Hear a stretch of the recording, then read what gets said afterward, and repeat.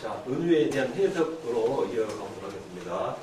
은유의 해석 같은 경우는 은유에 이제 주목하기, 은유적 표상과 설명하기, 지각된 상호세의 은유 탐색하기, 여러 가지 또 세부적인 부분이 많아요. 은유와 관련된 정서 묘사하기, 은유적 표상 전환시키기, 문제 상황과 은유 사이를 연결하기, 최근 상황에 변화된 은유적 표상과 관련하기, 이렇게 다양한 세부적인 또 부분이 있어요. 해석에 대한 부분이 있기 때문에 하나하나 우리가 해보도록 하겠습니다.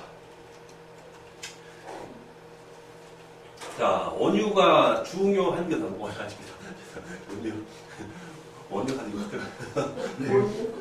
원유입니다. 원유. 자, 원유가 중요한 건 사실이지만 해석되지 않은 원유는 아무 의미가 없게 된다는 것입니다. 자, 아까 말씀드린 대로 자기의 어떤 그 내면적인 제 문제점을 표현하기나 이렇게 직설적으로 이렇게 대화에 대한 어떤 그 공격으로 나타낼 수가 없어서 은유를 사용한다고 했었는데 그 은유는 은유에 그칠 것이 아니라 반드시 내담적으로 하여금 아니면 자기 그 은유에 대한 해석을 반드시 도출해낼 수 있도록 그래가지고 현실적인 어떤 문제점을 바로 드러낼 수 있도록 하는 그런 부분이 있어야 한다는 것입니다. 그 말씀 하고 있는 거예요.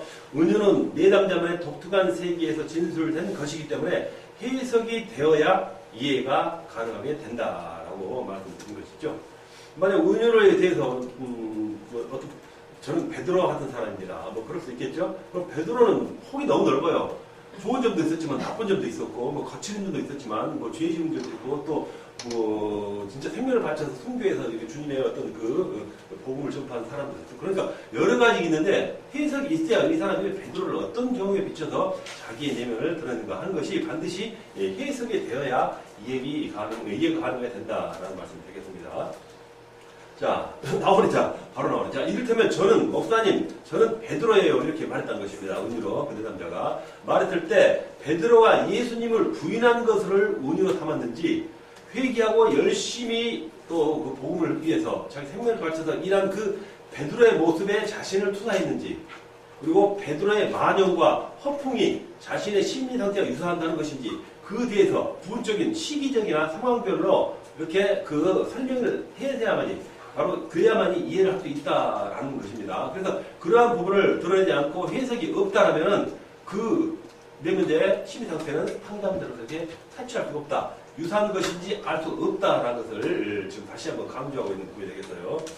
자, 따라서 상담자가 내담자에게 은유를 통해서 내담자의 심리 상태를 드러내도록 했으며 그에 대한 해석을 요구한다라고 이렇게 벌써 학설어도 이렇게 콥이 얘기한 것입니다. 그래서 콥은 내담자가 말한 은유를 탐색하고 해석하기 위해서는 7가지 단계가 있다고 더 세부적으로 말하고 있어요. 자, 그래서 은유에 대한 해석이 나와 있었는데 그 부분에 대해서 지금 강조한 것. 베드로 예를 들어서 베드로의 어떤 부분이 바로 그 사람과 비슷한 성격을 은유를 했는지 하는 것을 자세히 이해를 할 수 있어야만이 그 은유는 바로 은유로서의 자기 역할을 이뤄낸다라는 말씀이 되겠습니다. 자, 그래서 은유를 탐색하고 해석하기 위해서는 7가지 단계가 있다고 생각합니다. 자, 그 단계별로 한번 하나씩 알아볼 수 있겠죠. 가장 먼저 은유에 주목하기. 그 은유에 대해서 주목을 해야겠다. 그냥 귀에 흘려듣는 게 아니라 바로 듣고 처음부터 듣고 왜 어떤 방법으로 해서 이 사람이 이런 말을 하게 되는가 하는 것을 주목해야 한다는 말씀이 되겠습니다.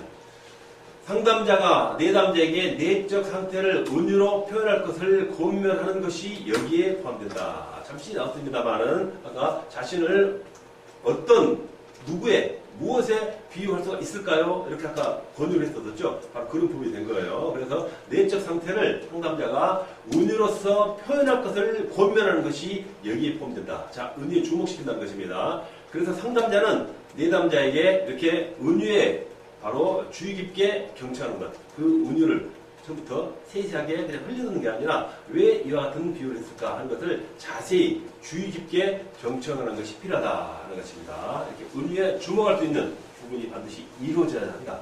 라는 말씀이 되겠습니다. 자, 은유에 주목하기에 두 번째 다음 단어는 은유적 표상과 설명하기.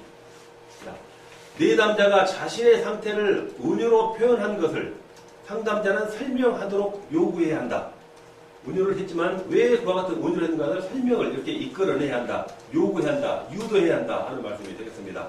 이때 은유적 표상을 해석하는 것이 아니라 운유적 표상은 해석을 하는 것이 아니라 그 운유 자체에 대하여 충분하게 설명하는 단계는 아직 처음 단계이기 때문에 바로 결론적인 해석을 바라는 게 아니라 해석할 수 있도록 한 단계 한 단계 이렇게 이루어낼 수 있는 바로 단계적으로 이뤄나가는 그 자체를 말하는 거예요. 그래서 그 운유 자체에 대하여 충분하게 설명하는 단계라는 것입니다. 그래서 다음과 같은 추가력을 통해서 바로 운유적 표상화가 설명하기를 이끌어낼 수 있는 부분을 바로 시발점 단계로 할 수 있는 부분이 있다는 것입니다. 그래서 다음과 같은 추가력을 통해서 살펴볼 수 있다. 자, 내담자가 저는 구약 성경에 나오는 삼손과 같아요. 이런 어떤 운유를 썼어요. 자, 그런데 상담자가 그럼 삼손이 어떤 사람입니까? 하고 묻는 거예요. 그 내담자는 성경에 대해서 삼손에 대해서 알고 있는 걸 잘 이렇게 눈으로 얘기할 거예요. 그래서 삼손 뭐 이렇게 성경에 나온 말인데 그대로 이렇게 말을 하겠죠. 이런 사람이죠. 이렇게 말했어요. 아, 상담자는 그럼 맞습니다. 바로 삼손이라는 사람은 바로 지금 당신이 말한 선생님이 말한 그런 사람이 맞습니다. 이렇게 수긍을 해주는 거예요. 지금 이렇게 단계별로 차츰차츰 이렇게 이루어나가는 그 방법이 있다는 것입니다. 그래서 운유적 표상에 대해서 먼저 누구를 운유하게 만들고 그거에 대해서 설명을 할 수 있도록 그렇게 할 수 있어야 한다는 말씀이 되겠어요. 자, 세 번째로 지각된 상으로서의 운유 탐색하기. 자, 우리 깨닫고 알아갈 수 있는 그런 부분입니다. 자, 운유로 말한 이야기의 전체 상황과 내담자의 상황이 정확하게 일치하는 경우는 없다. 정확하게 일치는 않는다는 것입니다. 비슷할 수는 있겠지만, 운유로서 이렇게 그 사람이 내담자가 말했다 하더라도 그 내담자의 운유가 그 사람과 정확하게 일치하지 않는다는 그런 게 되겠어요. 아까 같은 그 베드로에도 마찬가지죠. 정확하게 어떻게 직설적으로 그 부분에 대해서만 비유시킬 수 있는 방법이 아니기 때문에 정확하지는 않다. 일치하는 경우는 거의 없다. 이렇게 생각을 먼저 해야 한다는 것입니다. 자, 내담자가 말한 운유 가운데 일부 내용이 내담자의 상황은 충분히 내담자의 상황을 인데다 충분히 대변하거나 일치하는 경우이므로 내담자가 말한 경우 자, 내담자가 운유 가운데 일부 내용입니다. 내담자의 상황은 바로 충분히 대변하거나 일치하는 경우라는 것입니다. 그래서 전체적인 운유 가운데 내담자와 일치되는 부분을 부각시킬 수 있어야 하며 그것을 상담자는 이해할 수 있어야 한다라고 말하고 있습니다. 자, 그래서 다음과 같은 또 추가를 살펴보면 그 다음 단계로 또 이해할 수 있게 되겠죠. 자, 아까 삼손의 얘기 이어지는 거예요. 자, 상담자가 삼손의 이야기 가운데 자신을 대변했다고 생각하시는 부분이 어떤 부분인가요? 물어본 거예요. 삼손에 대한 얘기가 광범위하고 나왔기 때문에 삼손이 나타난 그 성경 말씀이 나타난 어느 부분을 바로 이 남자가 자기를 빗대어서 은유하는가 하는 것을 이렇게 유도를 해서 알아낼 수 있어야 한다 하는 게 되겠죠. 그래서 지금 상담자가 이와 같이 질문을 했습니다. 그래서 내담자가 삼손은 처음에는 성실한 하나님의 사람이 있지 않습니까? 그런데 죄를 잊고 그 힘을 잃어버리지 않습니까? 이렇게 삼손에 대해서 이렇게 얘기를 해나가지고 중요하고 그래서 맨 마지막에 저도 이 삼손과 같은 그런 사람입니다 하고 자기의 어떤 문제를 이렇게 은유를 처음에 했지만 그 은유를 해석시킴으로써 이렇게 바로 이해할 수 있는 어떤 그 해석을 요구함으로써 바로 그 사람의 직접적인 문제점을 바로 직관할 수 있다라는 그런 단계가 되겠습니다. 자, 네 번째로 은유와 관련된 정서를 묘사하기. 자, 전체적인 은유 가운데 특정 부분을 부각하여 내담자의 상황과 일치된 것임을 드러냈을 때 그 특정 부분은 은유에 대한 내담자의 정서 상태를 묘사할 수 있도록 권면을 해야 한다라는 것이 있습니다. 자, 그다음 봐봅시다. 그러면은 즉 지각된 상으로서의 은유를 탐색하는 단계를 일종의 사실 자체이고 이 단계는 내담자의 자신의 정서가 투사된 상태라고 할 수 있다. 아까 지금 자기 자신을 삼손에 빗대서 설명을 요구했더니 자기는 삼손은 이어진 사람이다. 그리고 바로 내가 지금 삼손과 같은 사람입니다. 라고 자기를 털어놨어요. 자, 그 다음에 상담자가 자신이 지금 삼손 같다고 느끼셨는데 기분이나 느낌은 어떤가 하고 그 사람의 심재 상태를 또 이렇게 물어볼 수 있겠죠. 이제 이 얘기가 대화의 향이 열렸어요. 목표가 잡히고 어떤 그 의미에 대한 해석이 나왔기 때문에 그 사람의 문제점, 그 사람의 어떤 가지고 문제가 무엇인가 하는 것을 하나하나 알아갈 수 있는 단계가 되었다는 것입니다. 그래서 내담자가 저도 삼손처럼 벌을 받아서 무섭다는 것입니다. 혹시 다음 번처럼 받을 것 같아가지고 지금 두려운 상태에 있습니다 하는 것을 말하고, 또 이런 이야기, 삼손이 처음에는 물론 하나님께서 열심히 좀 백성을 위해서 했지만 나는 결국 죄 가운데 감으로써 하나님의 길을 걷지 않고 결국 벌을 받고 이렇게 죽음을까지 이루어지는 그런 부분에 대해서 이 사람이 굉장히 두려움을 느끼고 있다는 것입니다. 그렇게 자기 자신의 내면을 이렇게 완전하게 반 정도로 드러내놓고 있는 그런 상황이 되겠어요. 자, 그 다음에 이제 은유적 표상 전환시키기. 상담자는 내담자를 계속 은유에 머무르도록 해서는 안 되고, 이제 은유 자체에서 벗어나 내담자의 자신의 상황을 이제 설명하도록 해야 한다는 것입니다. 자, 이제 반쯤 정도 이렇게 어떤 대화에, 어떤 상담의 어떤 단계라고 그럴까요? 그 단계에 이르렀다고 볼 수 있겠죠? 처음에는 은유적을 이렇게 유도해서 그 은유를 해석하고 그 은유에 나타나는 그 대상을 자기의 비유하게 하고 그 어떤 부분이 자기가 봤다는 것을 이렇게 단계적으로 이끌어왔다는 것입니다. 그래서 바로 이제 물어보고 바로 그 문제점을 바로 직접적으로 내놓을 수 있는 그런 상황을 이렇게 드러낼 수 있도록 설명을 해야 한다는 것입니다. 자, 그래서 상담자가 자신의 지금 상태가 어떤 면에서 삼손과 같다는 것인지 자세히 설명해 줄 수 있겠습니까? 바로 단도직입적은 아니지만 벌써 단계가 이루어져 왔기 때문에 이제 이 정도 질문도 내담자가 쉽게 그 마음에 직접적으로 답할 수 있는 단계가 이르렀다라는 것입니다. 이런 걸 봤더니 내담자가 저도 처음에는 삼손처럼 하나님의 소명을 받고 성실하게 살았다는 것입니다. 아주 이렇게 착하게 또 하나님 위해서 잘 이렇게 긍정적인 생활과 어떤 하나의 신앙 좋은 관계에서 이렇게 살아나갈 수 있었는데 어느 날 마음속에서 어쩌고저쩌고 이렇게 자기의 문제점이 그걸 말했는데 처음에 어떤 일을 했다는 것입니다. 근데 그게 처음에는 죄인지는 알았지만은 어쩔 수 없이 하고 지금은 이제 너무 죄에 깊이 빠져서 어쩔 수 없다는 것입니다. 그러니까 이제 문제점 가지고 찾아온 거겠죠. 해석을 하러 해결하기 위해서 이렇게 유도해서 자기 내면을 직접적으로 신 죄를 직면이라고 그랬죠. 자기 죄를 이렇게 자기 입으로서 직면할 수 있도록 하는 단계까지 이르러야 한다라는 것이 되겠어요. 자, 여섯 번째는 이제 문제 상황과 은유 사이를 연결하기로 이렇게 그 단계로 알아볼까요? 지금 내담자가 겪고 있는 문제 상황과 표현된 은유 사이에 어떤 일치점이 있고 어떤 부분은 불일치한가에 대해서 분석을 내담자에게 요구할 수 있다는 것입니다. 자, 그 은유해놓은 그 상황에서 어떤 점은 일치하고, 쉽게 말해 삼손 얘기했으면 삼손과 이 내담자 간에 어떤 부분이 일치하고 아니면 어떤 부분이 또 불일치한가 하는 부분도 이렇게 내담자에게 요구할 수 있다는 것입니다. 자, 그래서 상담자가 그러면은 삼손과 자신의 상황이 어떤 점에서 유사하고 어떤 점에서 차이가 있는지 생각해 보셨어요. 이렇게 더 세부적으로 그 사람의 문제를 파헤치기 위해서 이렇게 한번 단계를 높여 나간다 하는 말씀이 되겠지요. 자, 그래서 이제 내담자가 이제 뭐 여기다 그 정당하게 다 쓸 수 없으니까 우리 이제 상담이라는 그 상황을 설정하기 때문에 간략하게 쓸 수 있겠죠. 자, 그래서 삼손은 이러이러했었고 성경에 나온 말 그대로 하겠죠. 저는 또 그래서 이런 상태지요. 이건 정확하게 일치하는 상황이에요. 하지만 삼손은 이러저러한 상황에서는 저와는 다릅니다 하고 그 부분에 대해서 은유에 대해서 자기가 들었던 부분에서 더 세부적으로 어떤 것이 일치하고 어떤 것은 아닌가, 그래서 보다 더 좁은 부분으로 문제에 더 깊이 파고 들어갈 수 있는 그런 단계에 이룰 수 있다는 것입니다.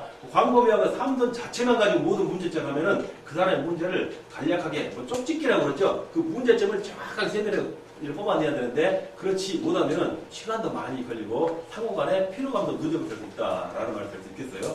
되도록이면 직접적으로 그 사람의 문제점을 콕 집어낼 수 있는 그런 세부적인 단계까지 점차 발전해 나가고 있다라는 말씀이 되겠습니다. 자, 이제 7번. 최근 상황에 변화된 은유적 표현과 관련하기입니다. 최근 상황이 되겠죠.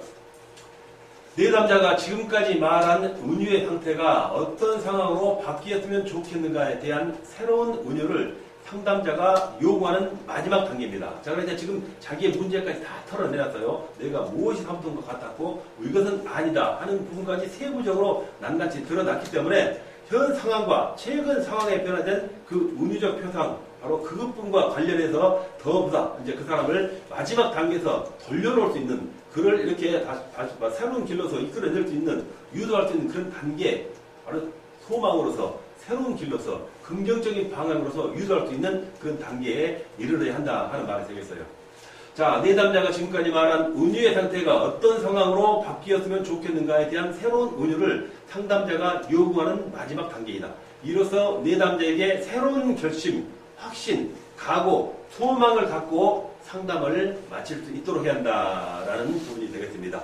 자, 그래서 상담자가 삼손의 모습이 자신과 유사한 상황이라고 생각하시면서 두려워하시는데 그러면 성경에 어떤 인물처럼 되면 좋겠습니까? 라고 말하는 거예요. 자, 그래서 그 사람의 앞으로의 나가야 할 방향이라든가 소망이라든가 어떤 각오라든가 확신을 갖게 할 수 있는 그쪽으로 유도를 할 수 있는 은유를 사용할 수 있겠죠.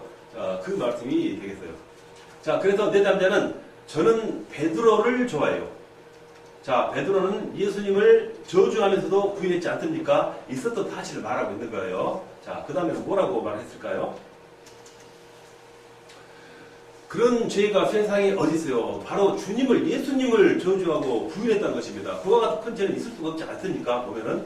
그렇지만 용서 받았지 않습니까? 하고 자기 어떤 죄를 용서를 바라는 마음이라든가 또 새로운 면으로 전환되기 위한 발산된 것을 유대인 일이 있었다는 것입니다. 그래서 저도 베드로처럼 죄를 지었지만 이제부터라도 용서받고 새롭게 살고 싶습니다 하고 어떤 전환점이 되는 터닝 포인트 아니면 희망, 소망, 각오, 확신을 줄 수 있는 그런 문제 단계까지 이루어야 한다는 것입니다. 그래서 상담이라는 건 반드시 이 결과까지 이루어져야만이 성공하는 상담이 되지 도중에서 어떤 문제점을 들춰내지 못하고 그 사람 내면적 문제를 드러내지 못했다면 훨씬 더 어렵고 시간이 많이 걸릴 수 있는 그런 상담이 될 수 있다는 것이 되겠어요. 자, 그리고 8번. 은유의 주의점과 위험성이 있습니다. 자, 은유는 은유지만 좋은 방법이고 상담에 있어서 필수적이거나 아니면 아주 좋은 도구로서 사용될 수 있는 기법이지만은 그 은유에도 반드시 주의할 점이 있어야 되고 또 위험할 수 있는 부분이 반드시 존재해 있다라는 것이 되겠어요. 그래서 그 부분은 어떤 것인가에 대해서 한번 이 페이지를 통해서 한번 알아보도록 하겠습니다. 그러니까 하나의 은유가 내담자의 모든 상황에 딱 맞아 떨어지는 경우는 없다라고 했습니다. 자, 은유는 내담자의 문제를 드러내도록 하는 데 있어 바로 매우 효과적인 방법이긴 하지만 유일한 상담 방법은 아니라는 것입니다. 본적 기법 중에 하나이지 이것이 반드시 모든 상담에 유일하게 사용되는 방법은 아니라는 것입니다.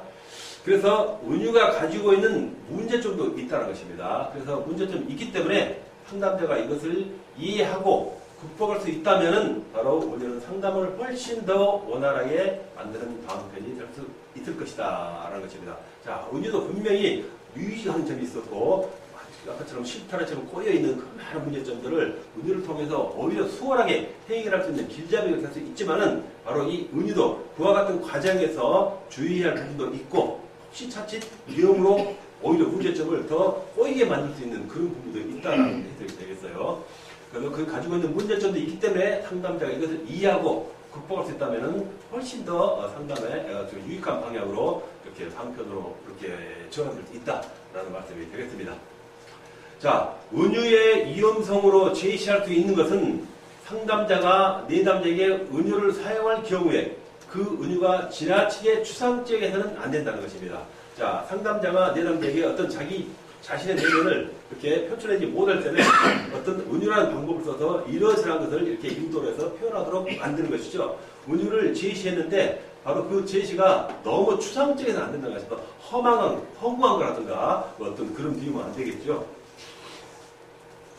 그래서 그와 같은 부분을 우리가 잘 판단하고 사용할 수 있어야 한다라는 말이 되겠어요. 자, 아울러 내담자도 역시 지나치게 추상적인 이야기를 하려는 성향이 나타난다면 상담자는 구체적인 질문을 통해서 은유가 추상화된 것을 막아야 한다는 것입니다. 추상적인 은유, 너무 허구에 어긋난 거겠죠. 그래서 자기의 문제점, 자기가 생활 여건이 어렵다거나 아니면 노력을 열심히 살아가는데도 항상 어려운 여건 가운데 살아가는 그런 사람이 있어요. 그래서 그 사람이 항상 물질적으로 곤란하거나 어려움을 겪고 있는 그런 여건에 사는 사람인데 자기 꿈이 그냥 복권을 사서 맞는 그런 꿈을 가지고 있다든가, 뭐 그런 허구한 호황되는 게 있죠. 아니면 뭐 어디 길거리 가다가 뭐 금덩어리를 준다든가, 뭐 하늘에서 뚝 떨어진 어떤 그런, 그와 같은 도깨비 방망이 같은 그런 추상적인 얘기는 아니해야 한다는 것입니다. 혹시 만약에 내 남자가 그런 어떤 운을 쓴다면은 여기서 정리를 하고 다른 방향을 유도해낼 수 있는 그런 방향으로 유도해야 한다, 이끌어야 한다, 막아야 한다. 즉 운유가 추상화된 것을 막아야 한다 하는 것을 말씀하고 있습니다. 또 우주가 내담자의 문제를 은유 속에 감추거나 회피, 은폐하는 장이 되어서는 안 된다라고 하는 거 있어요. 그래, 자기 어떤 문제점이라든가 주위에 있는 문제를 직설적인 어떤 은유를 통해서 그렇게 상대를 알아챌 수 있는 그런 간접적인 어떤 그 방법을 써야 되는데 너무 광범위한 은유라고 볼까요? 예를 드린다면은 자기의 어떤 제 가운데 어떤 문제점을 뭐 한강에서 뭐 바늘찾기라는 거죠. 한강 모래밭에서 바늘찾기라든가 아주 도저히 불가능한 어떤 그런 은유를 쓴다든가 그런 건 안 되지 않습니까? 그래서 현실적이고 바로 그 아까 유사성이라고 그랬죠. 그 두 가지 존재가 유사할 수 있는 그 범위 내에서 은유를 사용할 수 있도록 이렇게 해야 한다는 말 되겠죠. 허구한 상황이나 추상적인 것은 회피 아니면 이렇게 차단해야 한다 하는 말씀이 되겠어요. 자, 자신의 문제를 은유 속에 투사시키기만 하고 죄와 문제들을 설명하고 부담 없이 넘어가려는 시도는 치료를 위해서 바르지 못한 이유로 상담자는 이런 일을 잘 살펴보아야 한다. 쉽게 말해서 지금 우리가 성경 인물 가운데 삼손과 베드로를 지금 많이 지금 대입시켜서 운영하고 있죠. 그래서 뭐 나라는 존재를 베드로의 어떤 그 성경에 나왔던 존재, 어떤 그 상황에만 그런 경우를 하고 왜 그랬는가 하는 것을 얘기하지 않는다면은 바로 그것을 얘기할 수 있도록 유도해야 한다. 상담자는 이러한 부분을 이렇게 잘 이끌어내야 한다 하는 것이 되겠어요. 그래서 이런 일을 잘 살펴봐야 한다고 했습니다. 바로 이와 같은 시도, 자기의 어떤 그 죄성이나 문제를 드러내지 않고, 쉽게 말해서 은유만 하고 그냥 그 은유에 빗대어서 자기 죄를 덮어버리고 넘어가는 걸 수 있다는 것입니다. 반드시 직면시키고 직관을 시켜야 하는데 그 단계를 뛰어넘어서 문제점을 차지한다는 것은 올바른 문제를 해결할 수 없는 부분이 반드시 생기겠죠. 그렇기 때문에 반드시 확실한 상황을 이렇게 캐치해서 인도할 수 있어야 한다는 말이 되겠습니다. 그래서 상담자는 이런 일을 잘 살펴봐야 한다. 자, 죄와 문제들을 설명하고 또 부담 없이 넘어가려는 시도는 치료를 위해서 바르지 못하다고 그랬어요. 죄와 문제 설명하는 데 있어서 은유에서 그친다는 거예요. 그렇지만 은유에서 반드시 해석하고 해명할 수 있는 단계를 거치한다라고 강조하고 있는 것입니다. 자, 어떤 은유든 은유에 대해서는 그 본래적 의미를 파악하기 위해서 반드시 설명을 요구해야 한다. 반드시입니다. 반드시. 그래서 내담자의 은유가 간단하고 쉬운 이야기를 할지라도 상담자는 그것을 대충 듣고 이해했다는 듯 넘겨서는 안 된다는 것입니다. 자, 그러므로 상담자는 내담자의 은유에 대해서 항상 주의를 기울여야 한다.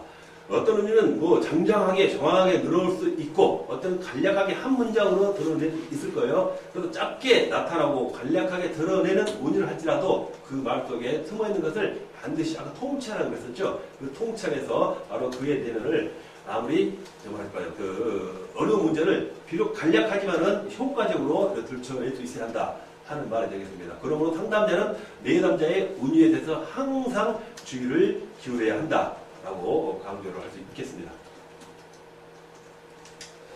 자, 우리가 지금 장장 저번 시간이죠. 한 둘, 셋, 4시간까지 다 됐는데요. 이 4시간 통해서 지금 은유 기법에 대해서 지금 우리가 다뤄보고 있습니다.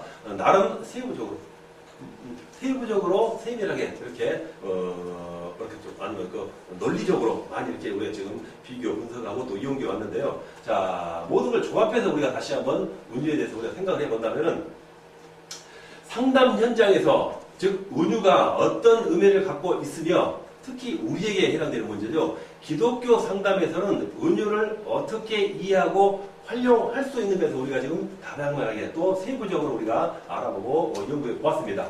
자, 은유는 모든 일반 상담 및 심리 치료에 사용되는 기법이며 기독교 상담에서도 내담자의 자기 노출을 돕고 자기 내면 세계를 개방할 수 있도록 돕고 그들의 시각을 넓히는 데 활용될 수 있는 기법이다 라는 거예요. 자, 내담자가 자기의 어떤 문제를 표현할 방법이었어요. 능력이 없고 도리가 없고 어떻게 자기 저를 이렇게 문제를 드러내야 되는데 이와 같은 경우에 바로 광범위한 은유가 바로 사용될 수 있다라는 말이 되겠어요. 그래서 그들의 시간을 넓히는데 활용될 수 있는 기법이다라고 말합니다. 자, 그래서 내담자가 가지고 있는 개념 속에서 은유를 요청할 수도 있고 아까 뒷뒤어서 말씀할 수 있는 유도라는 방법이죠. 그래서 상담자가 내담자에게 은유를 제시해서 내담자의 심리 상태를 드러내도록 하는 방법들이 일반 상담 및 심리학 치료에서 흔히 사용되는 방법이다 하고 여지껏 우리가 지금 결론 짓고 배워봤습니다. 자, 개인 상담은 물론 집단 상담을 비롯한 가족 치료 등에서도 은유가 효과적으로 사용되어 있다. 물론 상담은 개인적으로 1대1로적인 어떤 그런 상담의 방법도 있겠지만은 한 사람이 여러 사람을 모아놓고 이렇게 그 사람들을 설득하거나 문제점을 직시해주거나 그 사람들을 옳은 방향으로 인도해주는 그런 방법도 될 수 있다는 것입니다. 그래서 개인적인 상담은 물론 이런 집단적 다양한 어떤 그 상담에서도 바로 은유는 다방면하고 유용하게 사용될 수 있다라고 말합니다. 자, 가족 치료에서는 바로 상담자가 은유를 통해 가족의 새로운 의사소통을 또 의사소통 방식을 자극하고 또 개입하기 위한 기법으로도 활용되기 위한다. 연결되는 말씀 되겠어요. 그러니까 개인 상담, 즉 그리고 단체 상담에서도 즉 가족과 같은 아니면 뭐랄까 우리 교회 같은 경우에서는 모두 신자를 통한 대상 되겠죠. 그 상담이라는 방법이 하기 때문에 그 분야에서도 이렇게 은유 기법이 활용될 수 있다는 것입니다. 그러나 기독교 상담에서는 상담자와 내담자 모두가 공통적으로 성경의 내용을 알고 있으므로 내담자 자신의 상태를 표현하는 데는 성경의 은유를 성경의 내용, 성경에 나온 그 말씀을 은유로 활용하는 것은 매우 유용한 상담 기법이라고 살펴봤습니다. 즉 그러니까 기독교 상담에 있어서 상담자와 내담자 간에는 일반적인 세상에서 주로 하는 카운셀링, 그 상담보다는 훨씬 더 직관적이고 쉽고 효과적으로 발휘할 수 있다는 것입니다. 세상에는 워낙 복잡하고 다양한 문제가 있고 인성도 다르고 성격도 다르고 또 종교도 다르고 어떤 이상도 다른 사람들이 각기 하는 상담은 혹시 폭넓고 어려울 수가 있는데 우리 기독교 상담에서는 오히려 성경이라는 기준이 있기 때문에 은유를 사용하는 데 있어서 효과적으로 이렇게 넓게 쉽게 유용하게 상담 기법으로 이용할 수 있다라고 우리가 살펴봤다는 것입니다. 자, 성경에도 많은 은유가 다루어지고 있고 우리 예수님께서도 바로 많은 은유를 통해서 하나님 나라의 복음을 바로 이렇게 은유를 통해서 그 사람들은 당시에는 하나님 나라를 모르기 때문에 하나님 나라를 그렇게 직설적으로 설명할 수 없다는 것입니다. 그래서 예수님이 아직 어리석은 백성들을 위해서 바로 일반적인 그들이 이해할 수 있는 그런 은유를 통해서 하나님 나라를 증파하는 그런 방법을 사용하셨다는 것입니다. 그래서 하나님 나라의 복음을 설명하신 것으로 보아 은유는 언어 소통에서 바로 오래된 의사 전달의 방법이며 효과적인 방법이다라고 말할 수가 있습니다. 그래서 기독교 상담자가 은유의 개념과 기법을 숙지하여 활용한다면 내담자의 문제를 훨씬 효과적으로 드러내고 이해하며 분석할 수 있는 좋은 상담이 될 수 있다. 좋은 방법이 될 수 있다라는 말씀이 되겠습니다.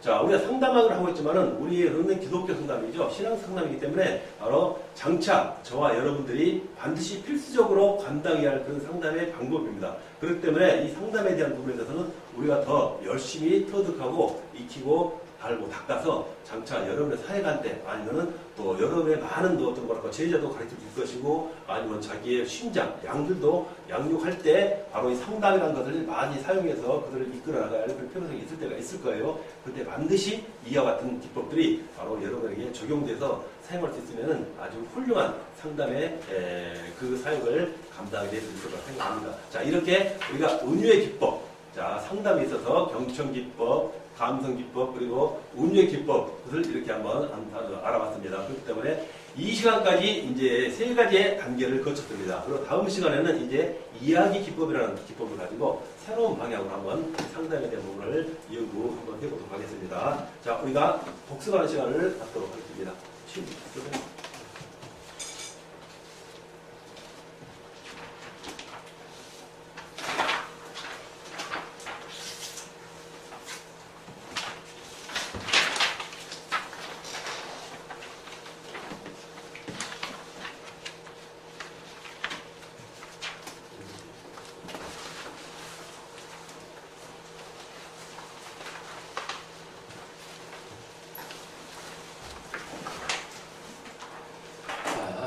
여러분 설명 들으셨으면 다 웬만해서 앞에 그 정도 쉽게 했거든요.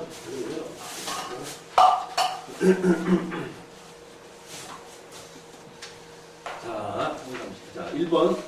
자, 기독교 상담에서 하나님에 대해서 어떤 은유를 사용하는지 분석하는 것이 바로 분석한다는 것은 그 내담자의 무엇을 이해하기 좋은 방법이죠. 하나님이 이 사람이 하나님에 대한 은유를 내담자가 사용하는데 그 은유를 통해서 내담자의 무엇을 알 수 있다고 그랬어요? 두 장. 무슨 논이라고 그랬어요? 하나님은 신이시죠? 그 사람이 하나님에 대한 관념, 신론. 신론이라는 단어 몇 번 들으셨죠? 그 부분이에요. 조금 우리가 쉽게 말했는데도 두 가지 단어로 함축하다 보니까 신론. 하나님에 대한 은유를 그 사람이 어떤 방법으로 어떤 개체를 사용했는가 하는 것에 우리가 그 사람에 대한 신론, 즉 하나님의 생각, 관념을 알아낼 수 있다, 이해할 수 있다